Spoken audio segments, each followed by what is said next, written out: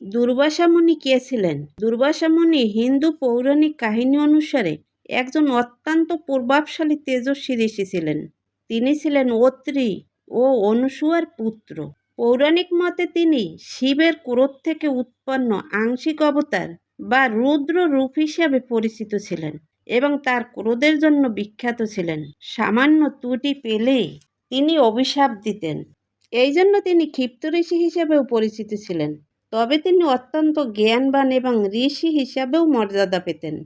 তিনি কাউকে অভিশাপ দিলে তা থেকে রক্ষা পাওয়া প্রায় অসম্ভব ছিল। তবে সন্তুষ্ট হলে তিনি বরও দিতেন।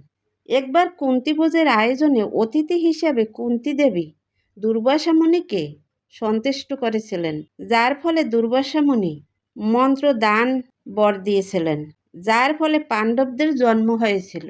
দুর্বাসা মুনি ঋষি হলেও তার ক্রোধ, তার তেজ ও তপস্যায় পরিচিত ছিলেন।